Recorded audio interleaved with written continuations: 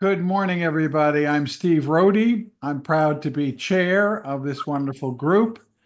We've been at this for 23 years, putting on over 1,000 webinars on Friday mornings, in person or on Zoom now, and we're still at it. Personally, I'm also active with Death Penalty Focus, the Black Jewish Justice Alliance, and Bend the Arc, a Jewish Partnership for Justice. Okay, John, you have a reflection for us. Here we are again. 23 years after Guantanamo opened, 13 years after ICUJP started protesting it, a week from tomorrow, we will be back at it again.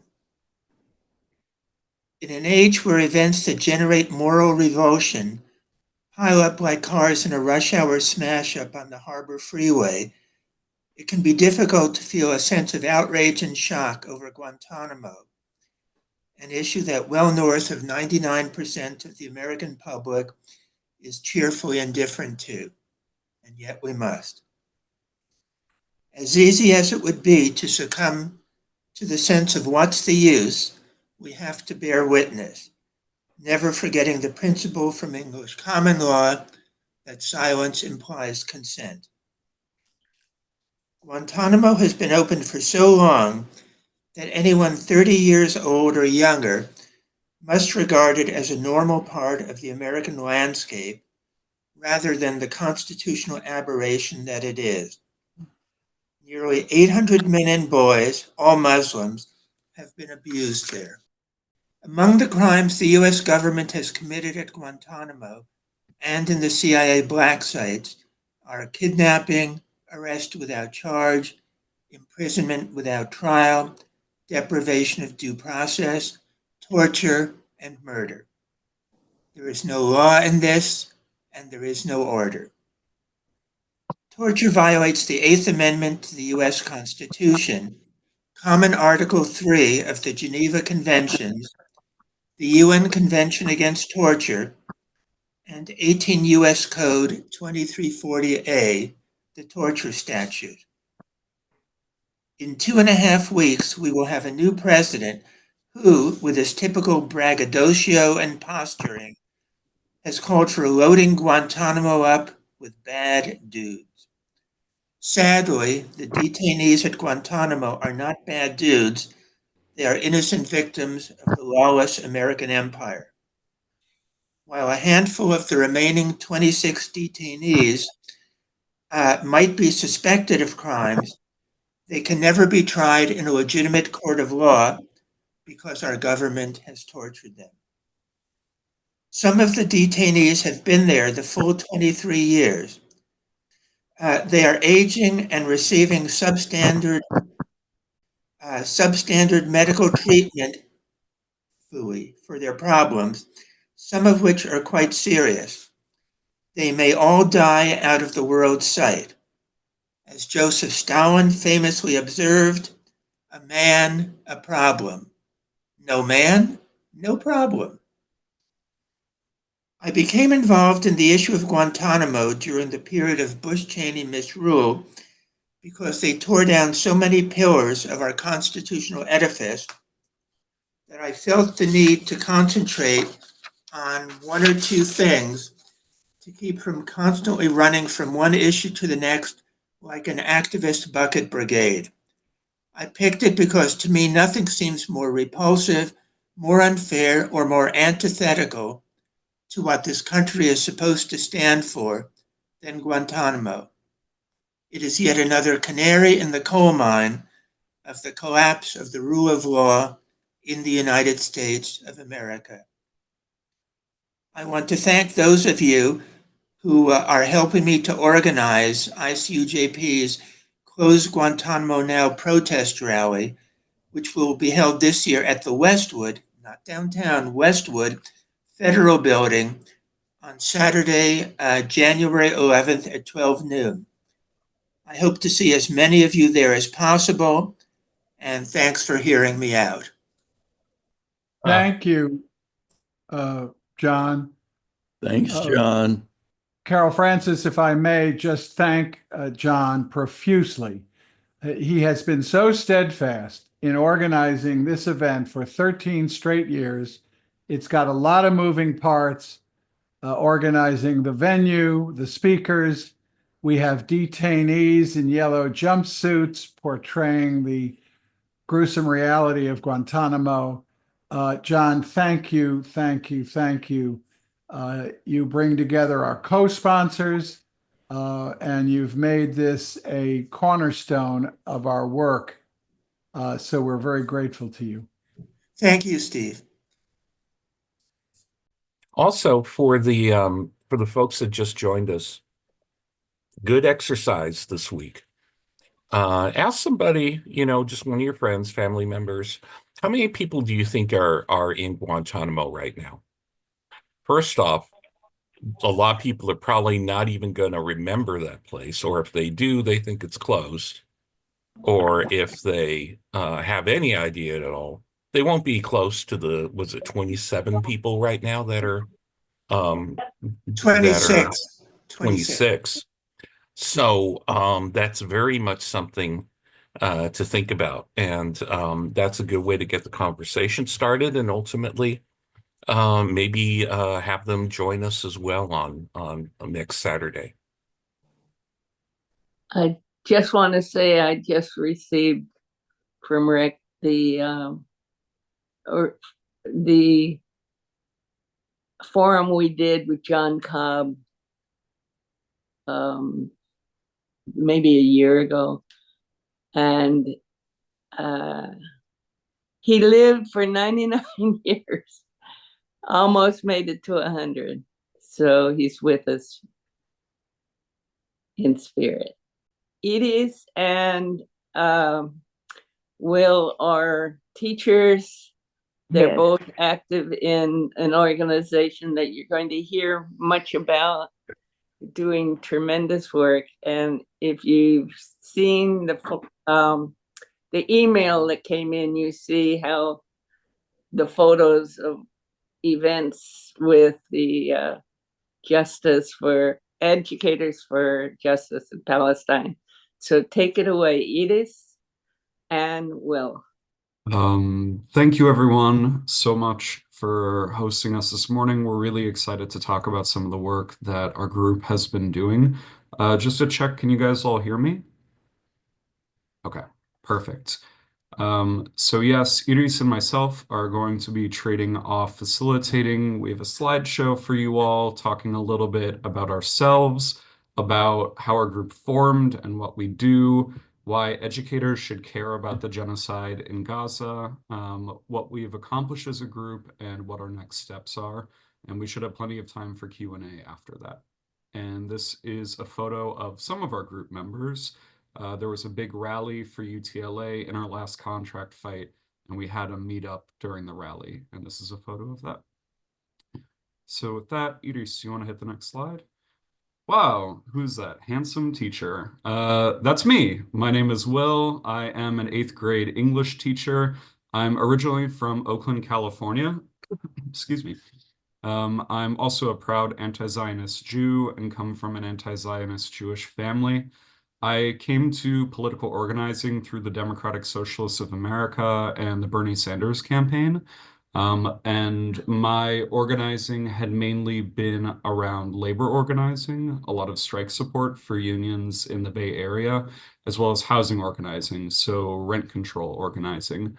But obviously, as an anti-Zionist Jew, I've cared about the issue of Palestine and the Israeli apartheid for a long time, and had attended some organizing meetings and, if not now, meetings. But after October 7th, obviously the organizing around that ramped up in a way that we basically had never seen before. So that's how I came to this group.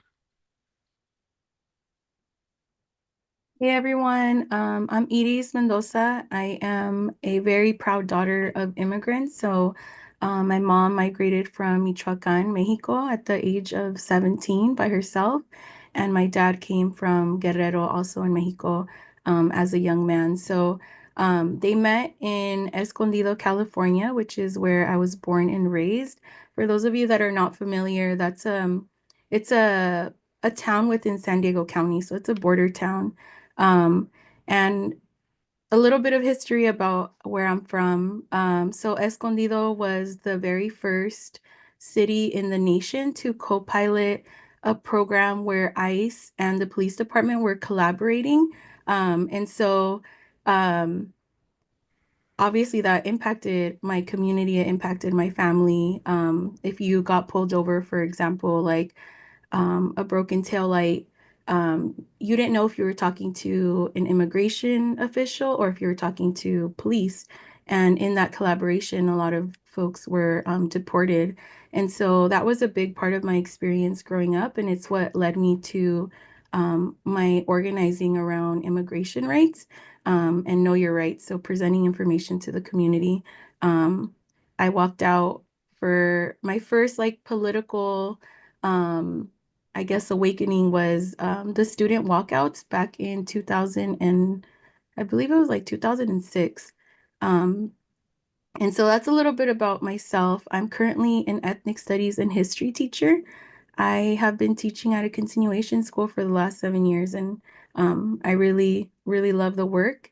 And part of the reason why I'm on the steering committee for LA Educators for Justice in Palestine is as a daughter of immigrants and growing up next to the border, you understand what it's like for your community to constantly be targeted and just face discrimination. And so I first learned about Palestine by learning about the links between the US-Mexico border and the border that keeps people in an open air prison in Gaza. And so that's a little bit of background information about myself.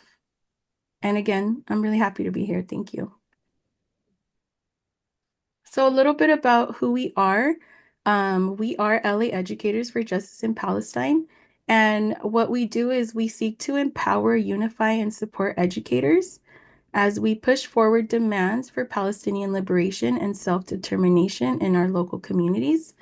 A big part of what we do is identify and organize other teachers who are part of UTLA, which is the United Teachers Los Angeles, our union, to take collective action with us. And so we look for other educators, but more specifically because we are in LA, a lot of us work for LA Unified.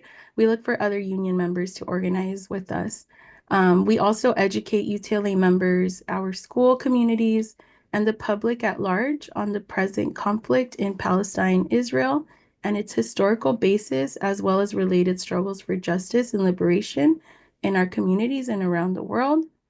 And will speak more to this, but we coordinate actions with community members and organizations that share our values of collection liberation and are fighting for a free Palestine.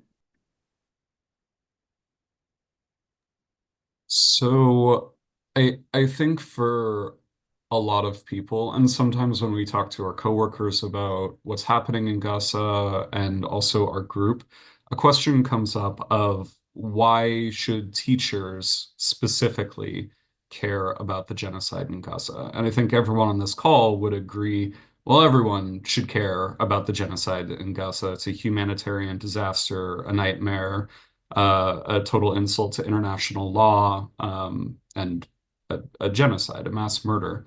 But specifically, there's a framework that we look at and think of as teachers in the ongoing genocide, which is the idea of scholasticide. And I'm going to actually drop an article about scholasticide in the chat if people want to read more about it.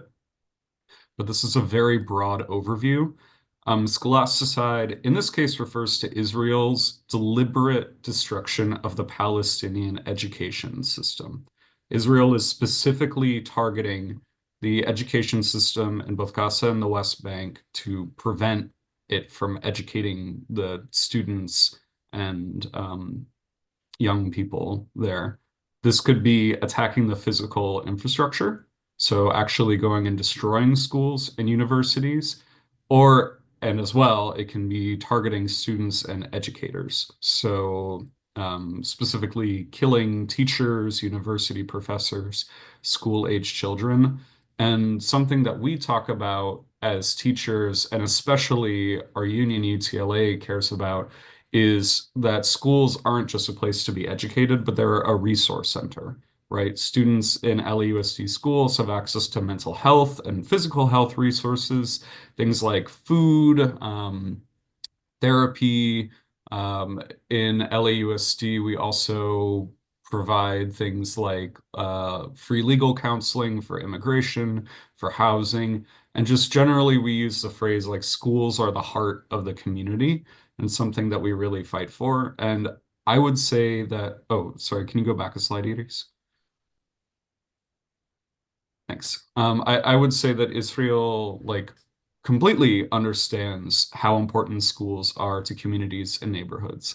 And by committing scholasticide, by targeting schools and educators, students then lose access to mental health services and the community services that school provides. And this is a very deliberate targeting of the social safety net. I think that we've really seen just at a base level the fact that a lot of school buildings have been used as refugee camps by desperate Palestinians shows us just how important that they can be. So to go over scholasticide by the numbers, just to give us like a bird's eye view of what we're talking about. Over 14,000 school-age children and university students have been killed in Gaza. So as a teacher, I would look around my classroom and sort of just think and metabolize if I was teaching in Gaza, how many of my coworkers would be killed, how many of my students would have been killed at this point. And for coworkers, over 500 teachers and professors have been killed in Gaza. Again, some of this is like deliberately targeted. Some of this is Palestinians just being in the crossfire of this genocide. And very importantly, and I think this has been actually underreported, as many things in the genocide are, 2/3 of all public schools in Gaza have been destroyed. So I don't know where the funds would come to build that. Some of them were public schools run by the government there. Some of them were United Nations schools. But 2/3 of all public schools in Gaza have been destroyed. And 80% of university buildings have been destroyed as well. And to sort of draw a comparison with the US, we talk a lot about the learning loss that students suffered during the pandemic, which is very real. And we as educators are sort of like doing what we can to support students in catching up social emotionally. But this is a full year of disruption of learning for the students of Gaza. Over 500,000 students are going to have basically not been in school at all this year, which means one, no education, but two, they don't have access to like the socialization and seeing their friends and the stability that education and specifically public education survives. And I think that or provides. And I think we're going to see the consequences of that for years and years and years to come. It's obviously very unclear right now when a lot of these students would be able to return to school and what sort of like supporting them in reintegrating towards a stable life would look like. So that's sort of an overview of scholasticide. And as teachers, we carry a lot of moral weight in society, right? When we were canvassing for school boards, something that UTLA staff who were coordinating that would always tell us is teachers are some of the most trusted people in society. What you say carries a lot of weight. So I think that this framework helps us understand and explain to others why we in particular are so passionate about it. And if 500 teachers were killed in, Riverside County, I would hope that we have something to say about it. If 500 teachers were killed in New York City, I would hope that we have something to say about it. If it was like France or Japan or South Africa, I wish we would have something to say about it. So I think it's important because they are in Gaza that we have something to say about it as well. No matter where they are in the world, they're our colleagues. And no matter where these students are in the world, they are our students.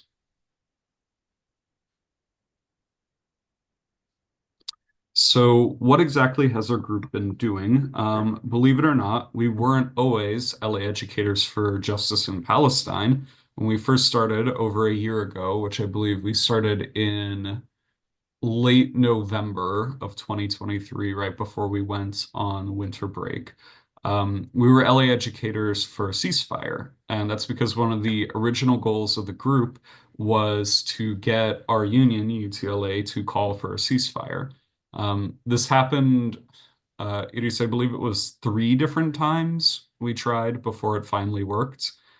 And this is sort of how the group was formed, is a lot of resolutions to call for a ceasefire were brought up in what we would call local areas. Because LAUSD is so big, our union and the district are split up into like chunks within LA, and each of those operates semi-autonomously within the union. So people in like 5 or 6 of them all brought resolutions for UTLA to sign on to a ceasefire. So that process of, winning support in internal democratic bodies in UTLA and popularizing the ideas around calling for a ceasefire and doing political education about the genocide in Gaza, that's what really brought our group together. Our big original goal, which we accomplished, was to get UTLA to sign on to the U.S. Labor Against the War letter, which was organized by 7 different unions, including the United Auto Workers, American Flight Attendant Association, and others. And we did succeed in that goal of getting UTLA to join this call. And eventually, we got UTLA to support Senator Bernie Sanders' bill calling to, that shouldn't say have, that should say halt, military aid to Israel, which again, we were able to get people to sign on to, and that got us a LA Times piece. Other resolutions that we've passed within our union are we passed 2, and again, this is like not just us, these ones are sort of in coalition with a number of different groups, but protecting educators' rights and academic freedom. Palestine and Gaza are a dirty word in public education, despite the fact that they're happening.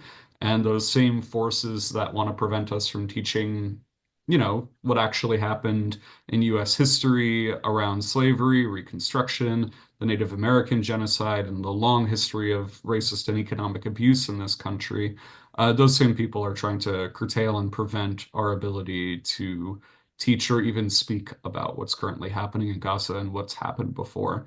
So we want to make sure that educators have our rights respected, the fact that we are professionals who know what we're doing respected, and to sort of break the culture of silence around this issue, both in public life and in public education.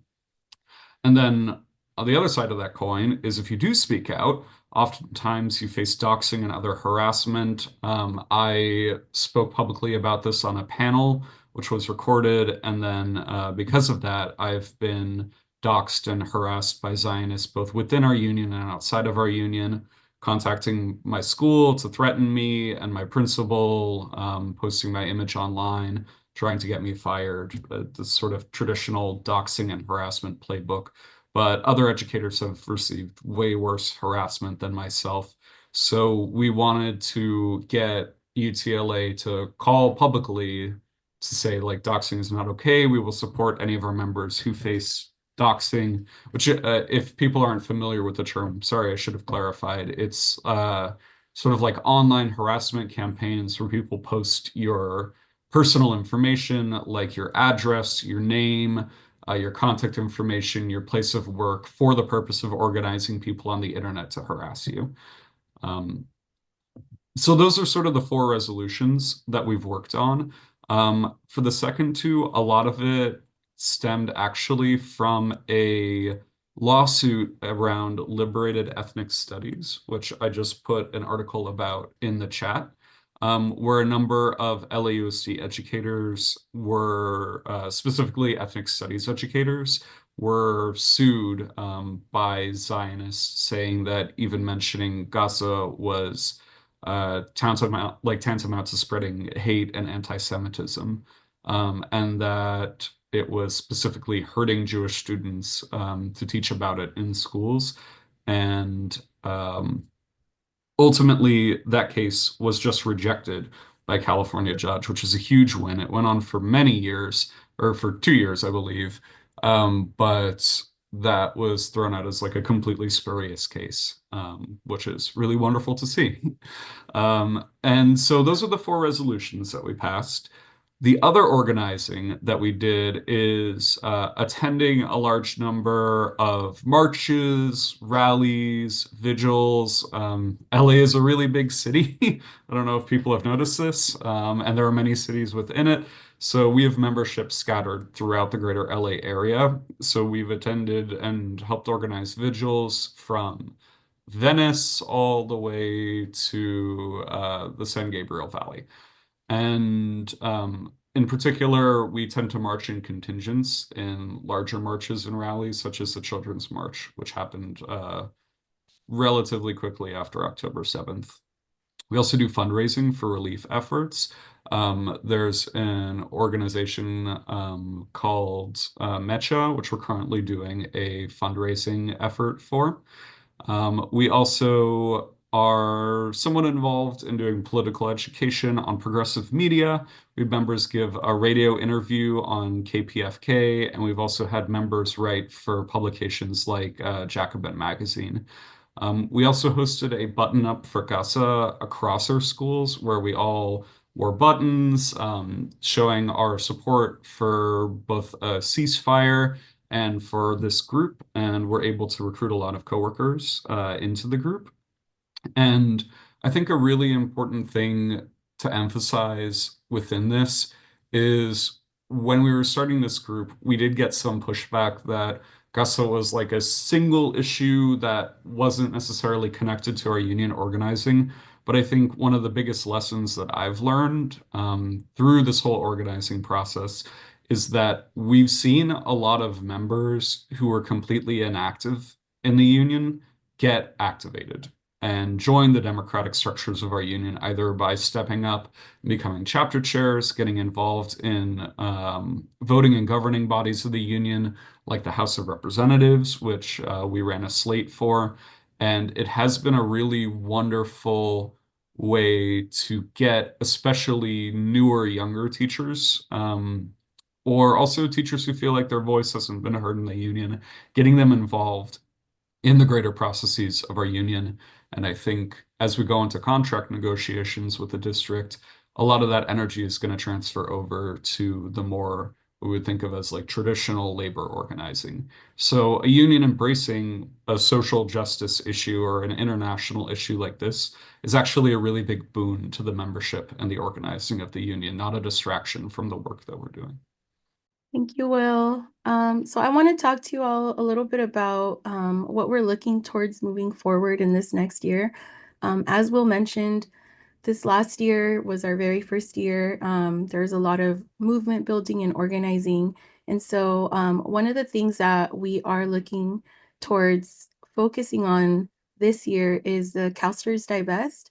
And just to give everybody a little bit of background on what CalSTRS is. So CalSTRS is the California State Teachers Retirement Program. It's our pension fund. So it's a program that provides income to education employees when they retire at the end of their careers. And just a little side note, something for you to keep in mind is that every month we as educators contribute about 10% of our monthly paycheck to CalSTRS. So it's something we're paying into every month. It is the largest public pension for educators in the world, and it's the second largest pension fund in the US. As of November 2024, there was over 352 billion paid in, not paid, I'm sorry, in assets in CalSTRS, which we contribute to every month. So one thing that I learned after joining LA Educators for Justice in Palestine is that our pensions are actually contributing to the ongoing genocide and human rights violations in Gaza.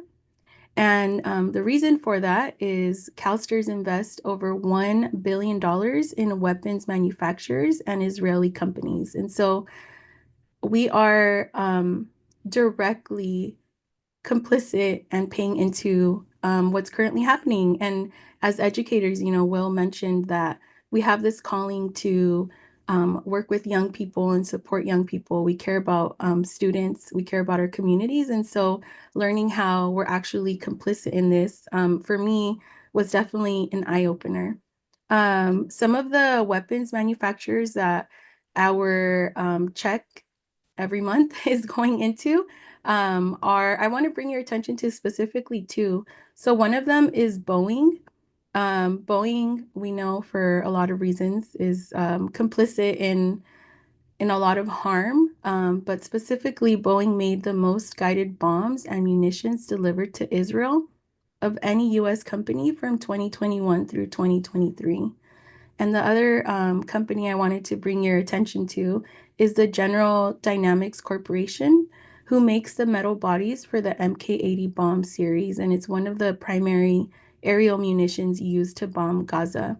And that company, that second company, General Dynamics Corporation, has also been accused of militarizing the border between the United States and Mexico. So as I talked about myself and what brought me to organizing, it was that connection, right? That connection between what is happening at our border here to what is happening in Gaza. And so learning about how, as educators, our pensions are tied to these atrocious human rights violations, we feel like this is something really important to not only educate everybody about. I mean, I've been teaching for 8 years, and this is something that I learned about only recently, really looking into where is our money going, but also letting just the public know and other educators know how we are directly tied to what's happening in Gaza and why we should all care about this, right? And so one of the things that we are organizing for is for us to push CalSTRS to divest. And divestment, I'm sure a lot of you are familiar, but in case you aren't sure, haven't heard that term, divestment is withdrawing investments that support a specific cause for a financial, ethical, or political reason. So boycotting is an individual strategy, whereas divestment, we're looking at what can we do systemically, right? And in terms of CalSTRS and divestment, there is a history of CalSTRS being pressured to divest. And so in 1986, CalSTRS divested from South African Holdings. In 2013, they began the process of divestment from gun manufacturing companies. And in 2018, CalSTRS divested from private prisons. So some of you are familiar with like GEO and Core Civic. Those were private prisons, and primarily they were detaining undocumented immigrants. And so there is a history of divestment. It is possible. It's just going to take some time. And those are one of the things that we're looking at in this year to come, this next organizing year. I did want to share with you all, and I'll drop the link right now in the chat. There is a petition, and I'm not sure how decision making goes in this group, but there is a petition that you all can sign on to, calling on CalSTRS to divest. And that's what we have for you all today. Yeah, that was great. Steve, how do we ask the board members here? I don't know, we don't have quorum, but how do we sign on to that for ICUJP? You read my mind. I put my hand up immediately after this presentation. But first, let me say I'm so grateful to both of you. I mean, this is a very clear. I took screenshots of some of your slides. I assume we could get your slides separately to share with others.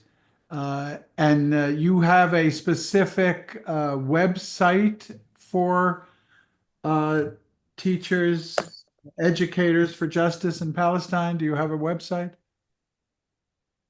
We don't have a website, but we do have an Instagram page and social media, which I will go through. Okay. And I have some comments and questions in a moment. But as long as no one on the board of directors objects, to a lack of a quorum. We have a quorum. We Uh, do. Okay, good. So I am asking, can you display the petition? Does it simply call for divestment or call for UTLA Yeah, to? let me go ahead and display the petition. So currently there is a coalition of different educator groups, just like ourselves. They've been meeting for a while now. I've been able to join the last couple of meetings. And so we are in the process of building a statewide coalition of educators to really work on doing the research on divestment and building this campaign. But the petition is just different organizations calling on CalSTRS to divest. And let me put that in the chat. Give me just a second.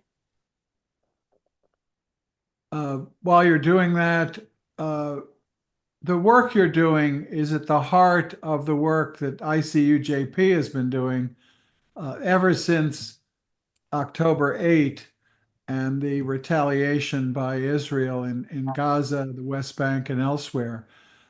We probably have held more webinars and Friday forums on this subject over the last year and several months than any other single topic.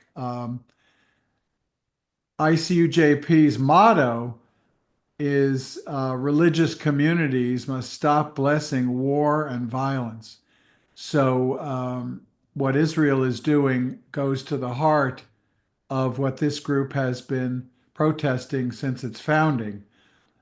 We often shift the targets of our work as the injustices around the world emerge. And we were as opposed to US militarism and now its support of Israeli militarism. So this is not a new issue for us, and that's why I feel comfortable promptly bringing this to the members on the screen who are members of our board. It would be good if we just saw the petition on the screen. If that's you're able to do that, I certainly understand the essence of it. You've put it in the chat. Are you able to display it on the screen? Yes, I can display it for you all. Thank you. Mhm. Perfect. In fact, everybody should take a look at this. We have many organizations represented at ICUJP. Many will be watching this video later. Here are the clear statements in the petition that everybody can read. As much as ICUJP will address this, I'm encouraging others here live as well as watching this video to go to calstirsdivest.org/take -action /sign-the-petition. We'll put that is in the chat. And if you come to the bottom of the petition, that's where it is, and we have the ability to link into that. So, without objection, can individuals as well as organizations sign this? Yes. Great. So, without objection to the board of ICUJP, I'll, if you now bring us back to the full screen. Yes. I'll take a motion from a board member to sign this petition. I move that we sign the petition. Good. A second. Second, Great. All board members in favor say aye or raise your Aye. hand. I'm not a board member, though. I'm not a board member. I know, you can hold I'm a on. long time member from the beginning. Any against? We got your votes, folks. Any abstentions? So that passes unanimously. Will and Iris, we will follow up immediately to do the technical part. Rick will sign us up. Individuals are encouraged to sign up. This is such a clear clarion call. I'm going to pull back. You've got several hands, and then I'll come back around. All right. Thank you, John. Great. Thanks, Carol Francis. Thanks for a really good presentation. I'd like to point out that not not everyone is on Instagram. So if there's some other way to, is there an email address, some other way to communicate with the organization? That's my first question. My second is that, because I'm a retired member of UTLA, like some others in here are. So, I'd be interested in connecting with the group. Second thing, I also receive part of my pension, the majority, through CalSTRS. So, in addition to signing the petition, if you guys can, conjure up the name of the, I don't know, the president or CEO or board members, I would be happy to write each one of them a crabby letter. Definitely. Thank you. We have talked about creating like a landing page on the internet. It's on our list of things that we do need to do. So that's definitely something that we are talking about and that we definitely need to know, because just like there's educators in LA that care about Palestine, there's educators everywhere that care about Palestine. So I will say that we are in those stages of really setting up our platform. This really just started off as just if you care about Palestine and you're mad that UTLA hasn't said anything, write your name on a piece of paper. And so, yeah, definitely looking forward to building, because this work is going to take all of us really. And so I will provide our email and my email, and we can be in contact. Thank you. That's great. Don? Oh, thank you for your presentation this morning. It was really good. I have for years, since October 7th, has been trying to push our superintendent in Santa Cruz, who's a Palestinian, to make a statement. He almost did. He almost came out and made a statement, but he was pressured not to say anything, which I think is a statement within itself. Really? I did some research and sent him some things about maybe we can have a panel to talk to kids about what's going on instead of ignoring it. Do you have any resources that I could send to my superintendent of the schools to make a statement that he won't feel like he's betraying a sect of society, but still make a positive statement about what's going on? I mean, Santa Cruz is about as big as Whittier, but if you think about it, but there's a lot of, we almost had a statement, but it was pushed back. And can you also address the importance of making a statement? Thank you. Yeah, I think that, when the US pro-Palestinian movement really kicked off on October 8th, we saw a lot of different tactics being employed by the movement, which is obviously a really, really broad movement. Some of the stuff that we saw were like marches, direct actions, which sort of culminated in the student encampment movement. But another thing that I thought was really important was sort of the mass proliferation of getting city councils to issue statements, individual elected officials to issue statements. And I think that there are two reasons that having people create or like publicly state their position are really important. One, it normalizes doing it for other people. And I think that for a lot of people who do kind of stick their neck out on this issue, the response can be like very, very vicious, both online, but also there are like professional consequences, personal consequences that could be as small as an individual person posting on social media, getting harassed or losing their job, or it could be as big as Jamal Bowman and Cori Bush having millions of dollars from AIPAC being used to unseat them from Congress. So it is incumbent on people, particularly people in positions not necessarily of power, but of visibility, to make public statements to call for an end to the genocide and create footsteps for other people to follow in. And the second reason I think that statements are important, and this is, I think, a little bit different than the superintendent as an individual making a statement, is it can be an organizing push that gathers people together.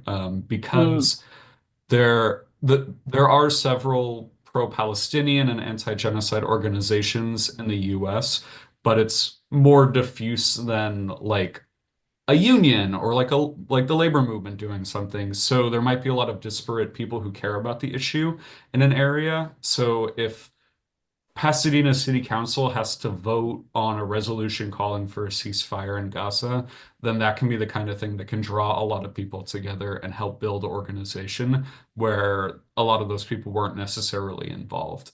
And a lot of organizations that do exist, including your guys's, are really important for like cohering those groups of people. But a statement can be a good rallying point.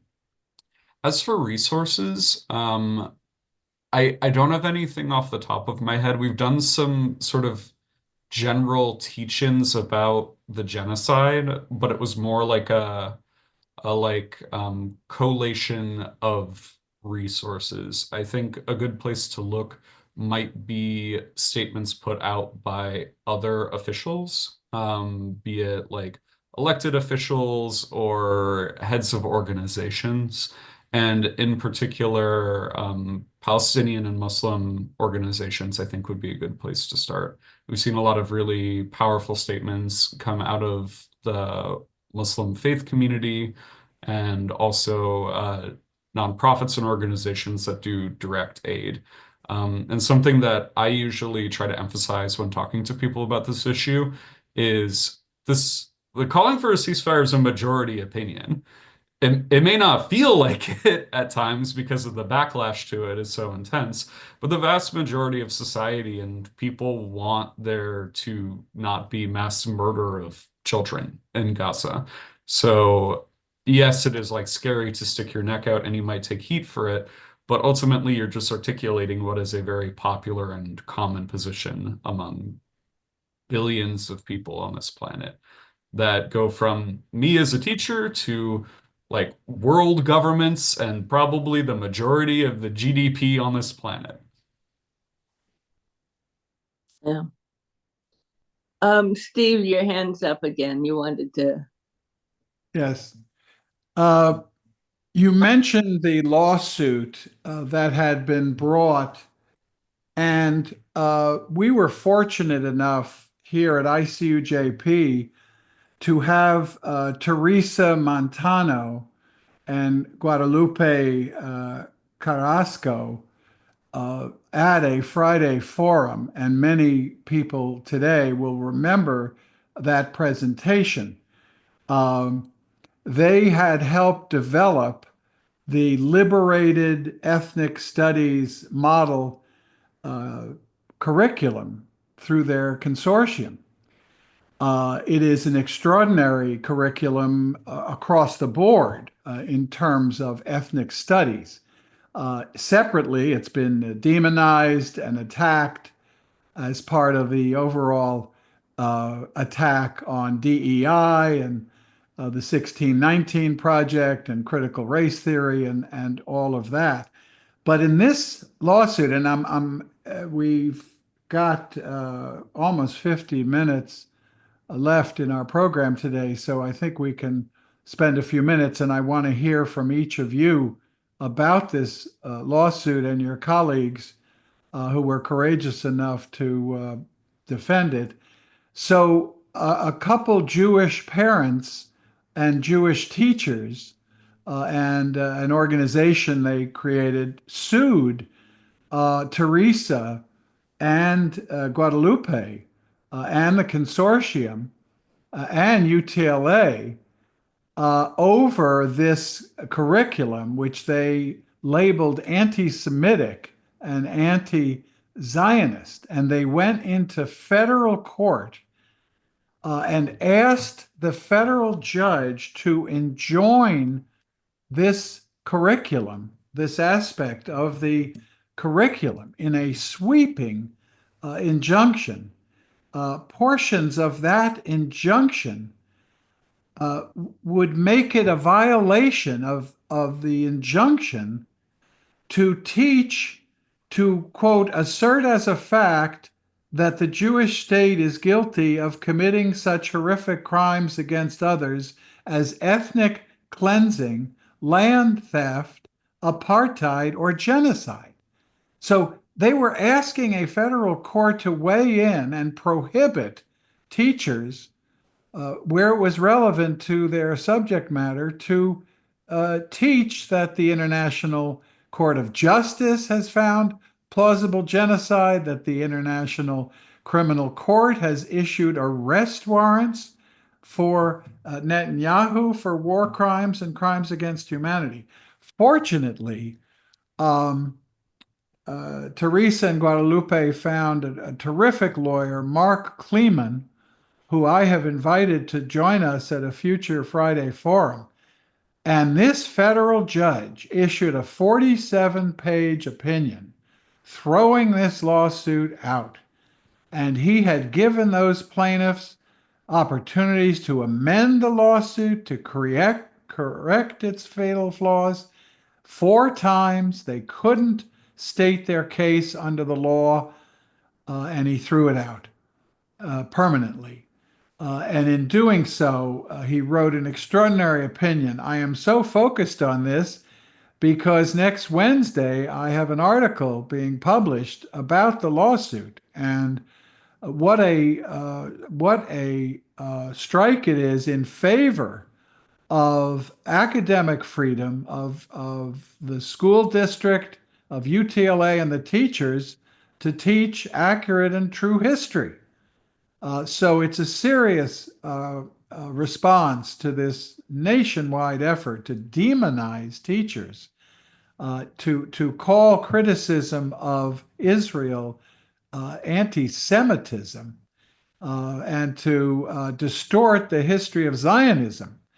Will, I'm so proud of you for stepping forward and calling yourself an anti-Zionist Jew. I am an anti-Zionist Jew. The history of Zionism is so much more complex. There was strong Jewish opposition to Zionism.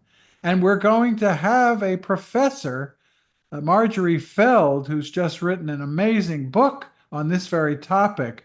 We're scheduling her in January to join us because of how important this subject is. So I purposely took some time to get all of that information across to the folks here today and who'll be watching this program.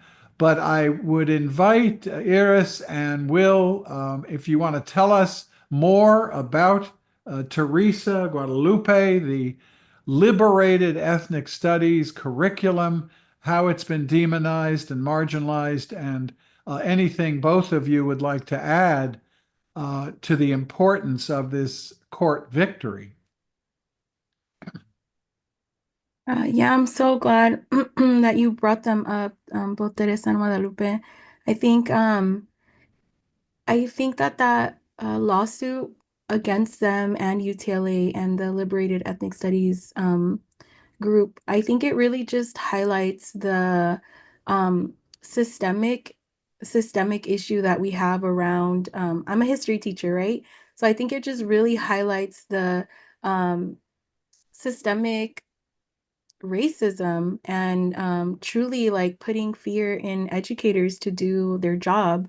And I think that that's definitely something that a lot of people, a lot of educators have spoken to us about is they want to teach about Palestine and they need to teach about Palestine because it is history and all students deserve to be seen, right? And so there is this huge fear of backlash, like Will mentioned, educators who are sharing that they are talking about Palestine to their students. I mean, their information is being put on the internet. Um, their principals are being contacted. And so there is this big fear. And then with this lawsuit that was ongoing, um, it definitely made people like really afraid. And so one of the tools that we use to help educators feel like they can actually do their job was really push on our union to say that they are going to support our academic freedom as educators in case we are targeted and harassed. And so that is one of the motions that we pushed through our union. It was a motion that was passed through, as Will mentioned, because LA is so large, we're broken up into clusters, and it is a motion that was passed in most clusters. However, there are teachers who are willing to harass their colleagues when they know that they're teaching about Palestine. And so it's been definitely, I think, a challenge, but I think in looking to people like Teresa and Guadalupe that really boldly and proudly stick to teaching about what's important to our students and making sure that all students are seen and feel reflected in the curriculum, I think is really allowing for other educators to feel comfortable to do the same because it's our job, right? And we are professionals. But I definitely do think that that lawsuit put a lot of fear in people. And I think with the outcome of that lawsuit, it's going to make people feel a lot more safe to do their jobs. There's definitely still a lot of work that needs to be done, especially ethnic studies becoming a requirement, right? Like what are we teaching students? What type of voices are we highlighting? The whole purpose of ethnic studies is to highlight marginalized voices. And so that means highlighting the voices of people who people do not want to talk about at the moment, right? And so a big part of that is talking about Palestine. Thankfully, our union has been supportive in standing up for fellow educators, fellow union members who are being targeted and harassed because it is ongoing. So the lawsuit is like, I would say the lawsuit shows the wider systemic issue, and then there's a lot of individual educators that are being harassed and people contacting their schools and putting their information out there. So I think I'm really glad that we know how the judge ruled, and I think we need to use that to really push the work forward and for educators to not feel afraid to do what their job is. Everybody who goes into teaching, I will say for myself, I really, really do care about working with young people. I mean, they really are the people that are um, going to be here and are going to solve our problems, right? A lot of problems that they are inheriting. And so part of that is being able to have those really honest and open conversations with students. And teachers can only do that if we are able to really hold space for all of the messiness in our society. Mm.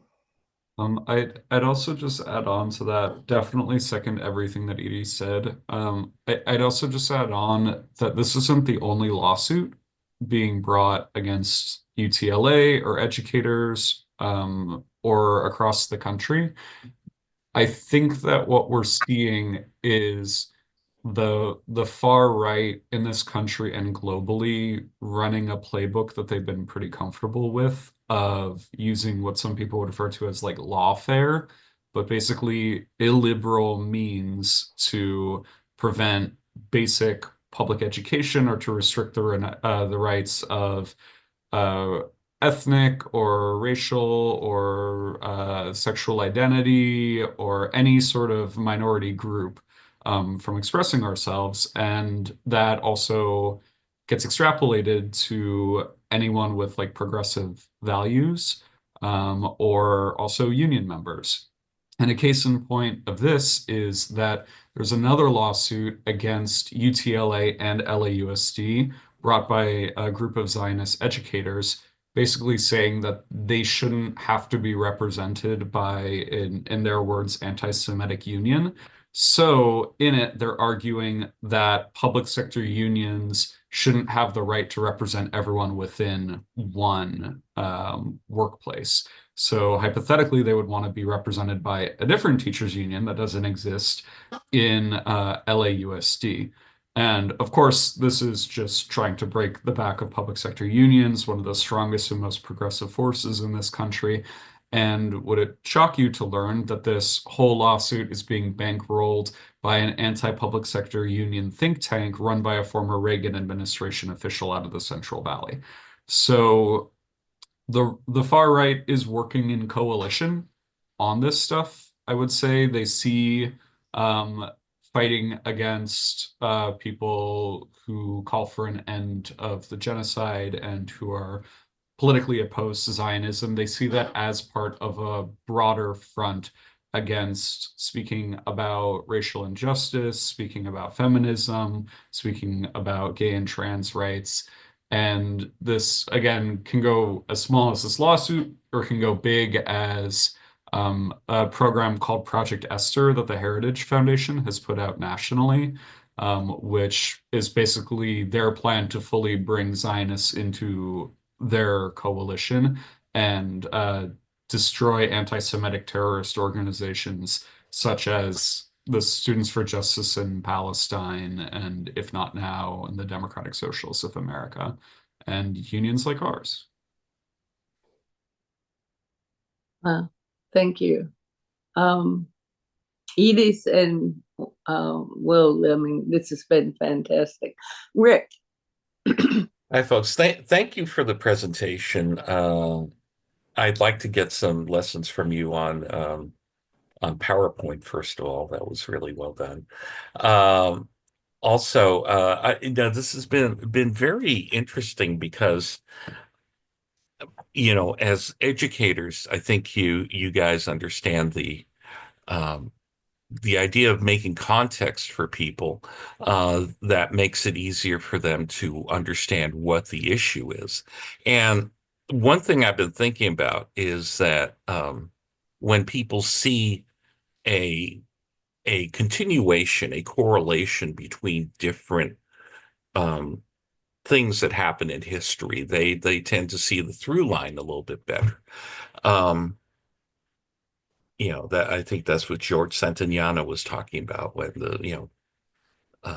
about repeating history.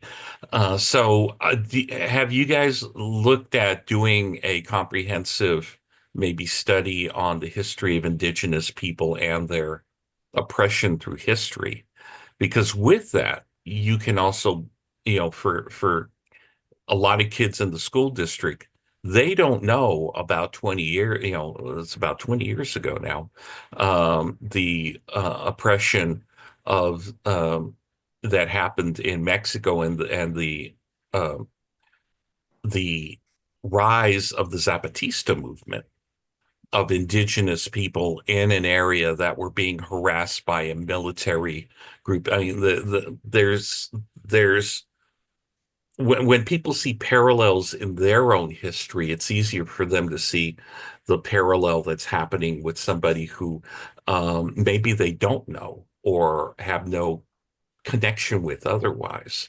So I just wanted to see if that was something that the group was looking at and to further make that context for people.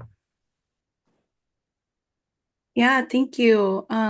I think, so as I mentioned, I'm an ethnic studies teacher, and one of the big things I think that's really important for me is teaching students about the systems of oppression, right? And not just focusing on individual actions, but rather like let's look at systems of oppression and how we can see these same systems of oppression being used throughout history. And I think one of the beautiful things is when students make those connections themselves.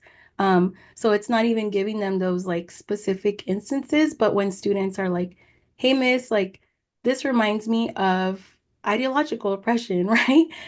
So I definitely think that those are things that come up. And I really look to people like Guadalupe and Teresa and all of the curriculum that they are presenting. But I think the beauty in what they're doing is that they are doing what ethnic studies is supposed to do, which is, like I mentioned, highlight those marginalized voices um, and I think students, I think a lot of times we don't give credit to like younger people, younger than myself. But they want to talk about what's happening. They see what's happening. And so I think they're bringing those conversations into the classroom. And as educators, we just have to hold space for all of it. So definitely anything that we talk about in history, students can make those connections, whether it's like the French Revolution, the Haitian Revolution.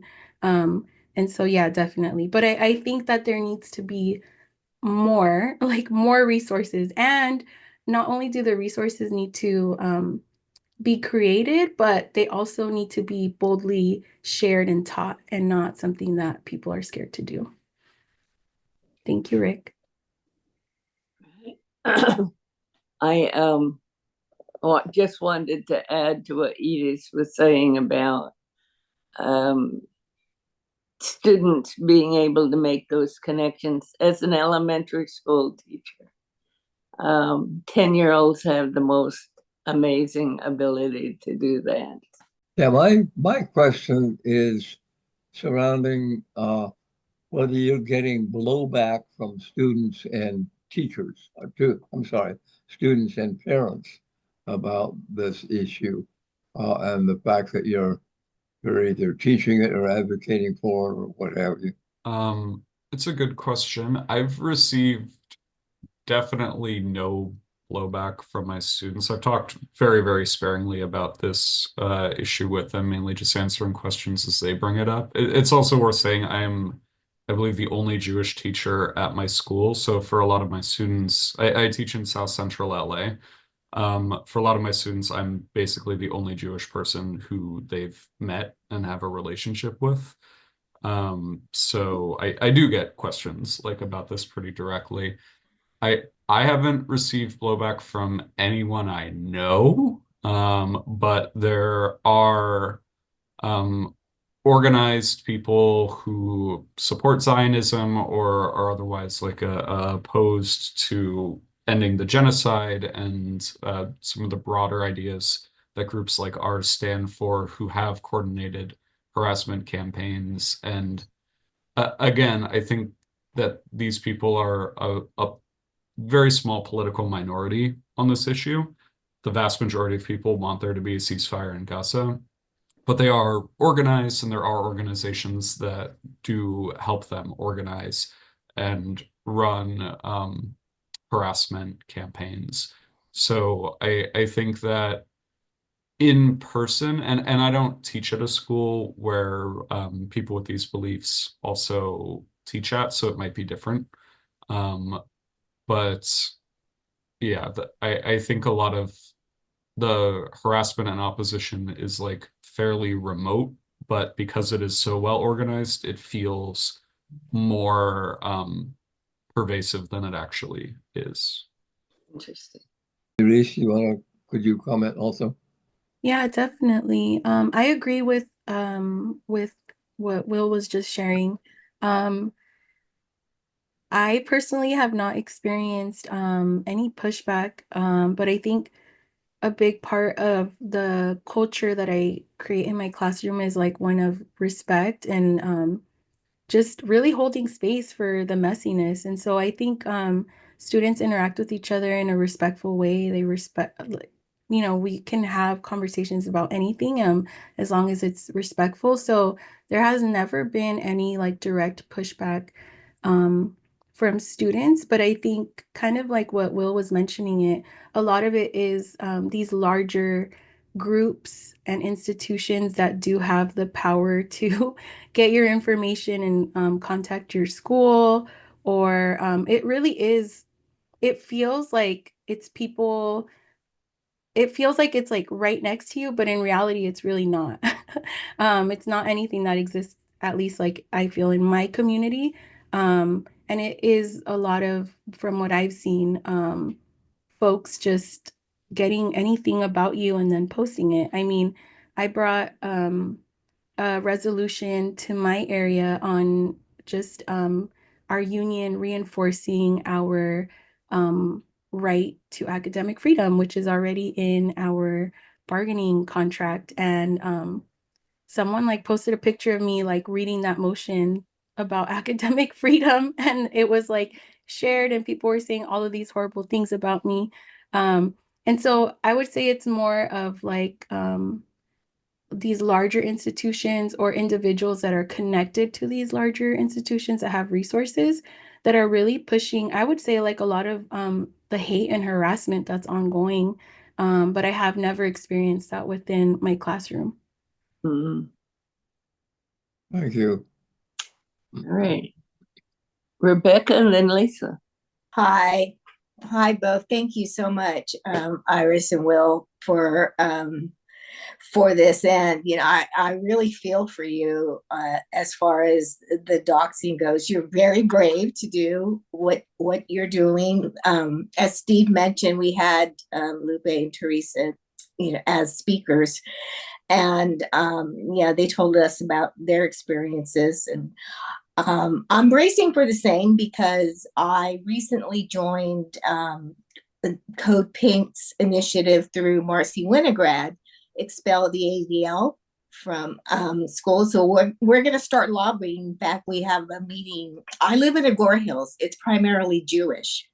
And I will be lobbying the Las Virgenes School District as well as the Conejo Valley school district. And but my question is, I'm curious if you had any interaction or direct feedback from any of the state lawmakers, because I don't know if you're aware about the letter that the Jewish caucus sent to the governor last year, where they were threatening this kind of they were threatening to bring bills that were going to protect Zionists, essentially, and they wanted to erase Palestinian culture from school curriculums. And they mentioned the lawsuit against Lupe and Teresa and said that these were bigoted teachers. That's the word they use in the letter, that they were bigots.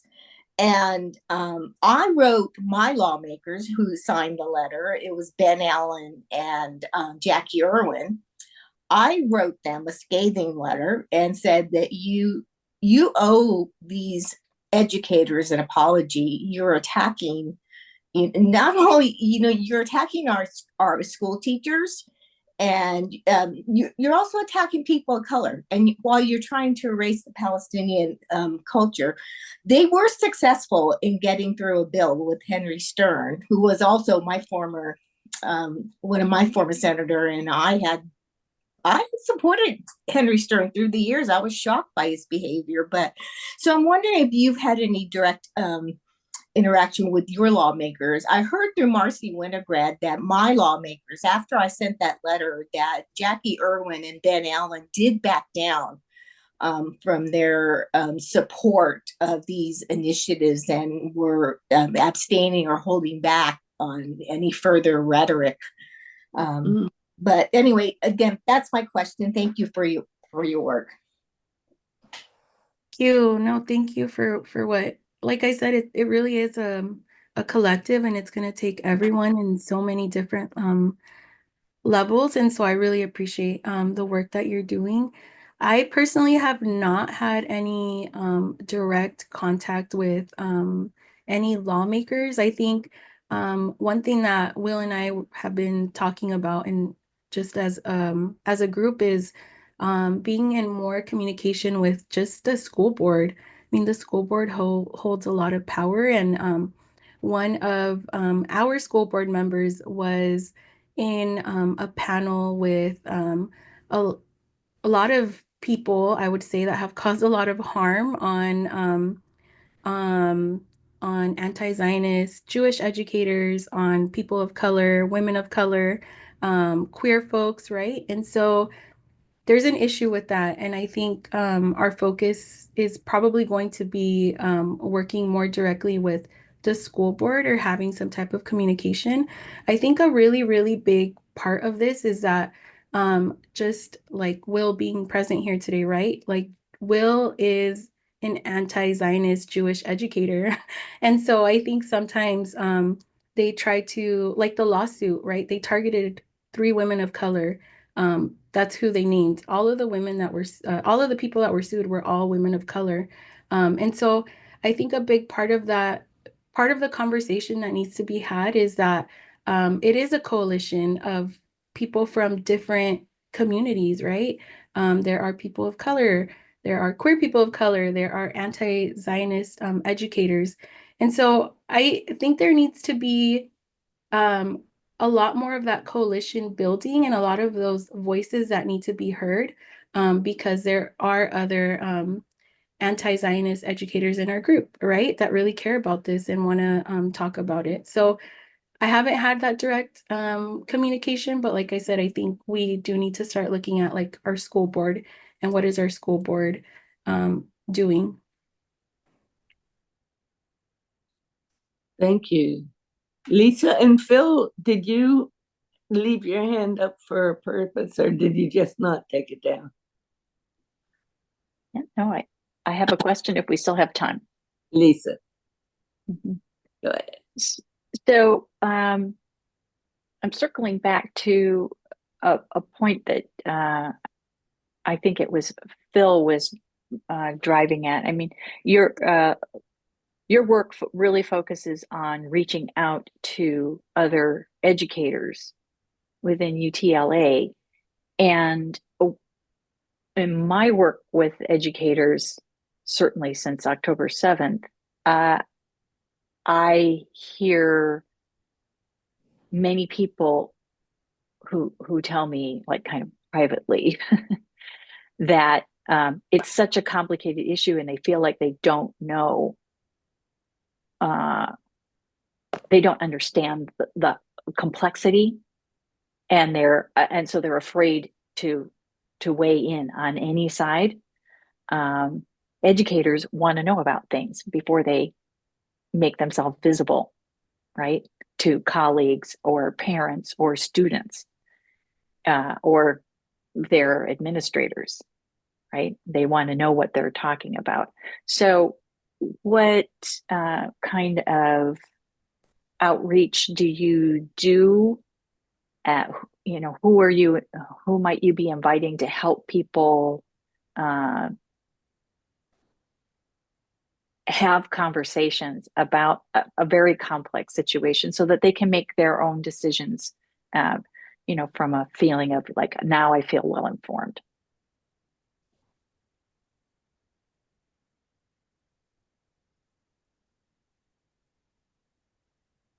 Yeah, so I think that's a really good question, and it's something that we've grappled with in the group. I would say that one of the sort of guiding lights of our group is like member to member and peer-to-peer organizing, where we spoke to people who we knew are sympathetic at our campuses and in local area meetings, but reaching people and having a lot of one-on-one conversations where possible. And I've experienced that same phenomenon in talking to people about this issue. But it can be as simple as someone being like, "Oh yeah, I support it. How do I get involved?" To like, I think I had an hour-long conversation at the bar after work with one of my coworkers about it before she was like, "Okay, I feel confident in like talking about this and like thanks for explaining this to me." So I, an organizing idea that I really take to heart is that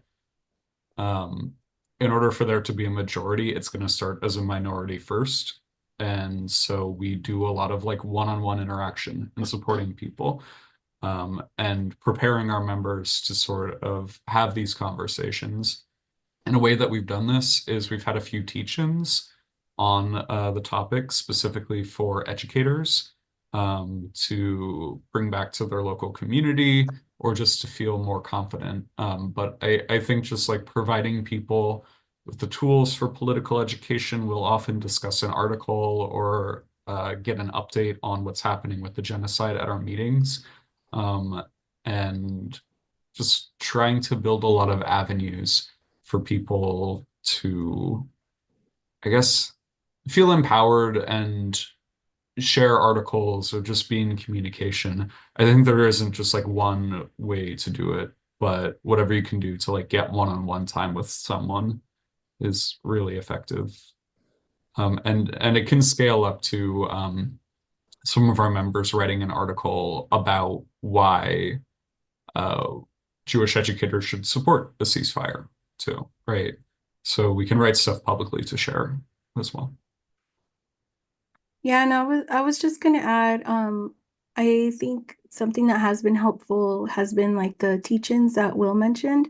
And I think even just naming the scholasticide, and people just looking at what is happening with the education system in Gaza. I think that's a term I was not familiar with, and then reading more about what is happening with our colleagues, other educators that are in Gaza and students. I think that's a really good place to start. And then I think once people start to do their research and then seeing also about, as I mentioned, our pensions and all the things that our pensions are tied into, I think those are two places, helpful places to start. As I mentioned, being a high school teacher, a lot of times there is like space to have these conversations, but I think one thing that we all can be doing is having a conversation with just our family, especially, I'm really thankful that two of our members actually did a KPFK radio interview, and it was in Spanish because it's something that we could share with our families. So I think even just having those conversations with our family members is a really good place to start. Will and I are both teachers, and so a lot of our focus for today was really about what that looks like for us. However, there is that other portion of like the conversations we have with our families, and I think that that's something that definitely needs to be happening a lot more often. Yeah, and I just add on to that. I think it's hard to overstate how intense this conflict has like inflamed tension within the Jewish community, particularly generational conflict. I would say pretty clearly a majority of young American Jews don't identify as Zionists and are in favor of a ceasefire. And that's not necessarily true of older American Jews. And I think in particular, the events of October 7th have like solidified a lot of those people in Zionist positions. So if you were doing the high holidays, if you're doing Yom Kippur or Rosh Hashanah with your extended family last year, it was a very tense experience generationally. And I think that the emergence of organizations like If Not Now, which, if you're not familiar with it, is an organization that's primarily young American anti-Zionist Jews who hold a lot of vigils and civil disobedience, and intergenerational organizations like Jewish Voice for Peace, who have been doing that work a lot longer.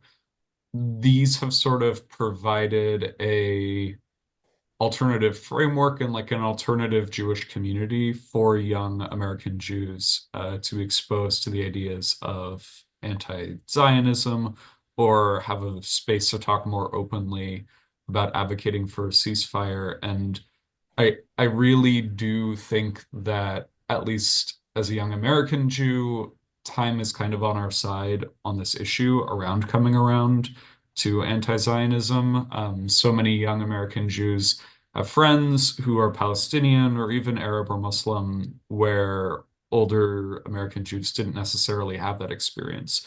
And I mean, you all in the interfaith community have really been able to build bridges and like serve as precursors within with the Muslim community as well. But I think for a lot of us, it's just a totally different framework with different people coming up, and a lot of the sort of like bonds and institutions that promoted Zionist politics, like when my mom was a kid, it was very normalized to be like sending money to Israel or like send this money to plant trees in Israel. And it was sort of like an unquestioned idea. And I think for a lot of younger Jews, that's just not the case anymore, both because we haven't come up through that sort of organization and also because we've been exposed to the broader world, in part because of the internet, in part because of just a diversifying country. And I think that people who support Zionism and a lot of the organizations that promote it as a politics do understand that and the change with young American Jews as a threat. I think the encampment movement has been like a pretty stark generational divider within the Jewish community, where a lot of the young people participating in the nonviolent occupations at college campuses were young Jewish people, many of them getting involved in politics for the first time. And some of the harassment that I've gotten for being an anti-Zionist Jew would very accurately be described as very anti-Semitic, like questioning literally like my bloodline, or saying that I'm not a real Jew or that I'm self-hating. Because I think at the end of the day, it's important to understand that Zionism is a political orientation and ideology and philosophy. It's not an ethnicity. And I think that Zionists like political organizations really feel the need to erase that or say that it is like Zionism is synonymous with being Jewish. But for a lot of young American Jews who have no real experience with Israel, I think I've met like 3 Israelis in my entire life. I just like don't have a connection emotionally, spiritually, culturally, familially to Israel. So it doesn't like strike a chord with me in the same way that if I had been raised in that sort of like political culture, I wouldn't have even noticed or just like had the impulse. Steve, do you have a quick question? Yes, I just wanted to gather up a few things. First of all, I want our guests to know, actually at Carol Francis's nomination, that we honored Simone Zimmerman, the co-founder of If Not Now, at our September Regus Awards event. And she recorded a lovely acceptance. Rick, I assume that's available on our website, and we may want to highlight it and pull it out of the entire event itself because she spoke so clearly to very closely, Will, to your sympathies and your approach to this. As far as Lisa's comments are concerned, I couldn't agree more. I think this group has common knowledge about what is actually going on in Gaza, the West Bank, and elsewhere. But so many Americans do not. And even if they don't listen to Fox News, they listen to CNN and the networks, and they are just not getting the full shameful picture of the genocide that is going on over there. And instead, critics and our colleagues here today are being demonized and marginalized and shamed for trying to bring that kind of information to the public, or in this case, to their students. So we've got our work cut out for us. I put a link to the Liberated Ethnic Studies program in the chat. Rick said, they should be teaching something. They are teaching it. Take a look at this extraordinary curriculum. that has been developed on a whole range of issues of colonialism and oppression and suppression. So all of those materials are available. I think the answer to Ruby's question is to do programs like this. But someone said, it's going to start around your kitchen table. It's going to start around your dining room table. It's going to start with friends and family. These are difficult conversations for Will and Jews like me to have within our families. But you've got to find ways to talk about it. And finally, there's real anti-Semitism in the world. No one denies that. The attacks on synagogues, the virulent Jew hatred that exists, no one is diminishing that. No one is ignoring that. But you dilute anti-Semitism and the fight against anti-Semitism by expanding it so much as to include political criticism of a country and its government, which every one of us has a right to criticize, and not be called anti-Semites for doing that. So, to finish up, I'm so grateful. Carol Francis will move into wrapping up our meeting, but this is my moment to tell Will and Iris, you are now card-carrying members of ICUJP. You are in good standing with us. You will get our announcements on an early Friday morning. If you're not teaching or heading to school, join us for exactly this kind of program. And we're going to stay on this. We stand shoulder to shoulder with you. I think you've seen by example how we've devoted ourselves to these issues.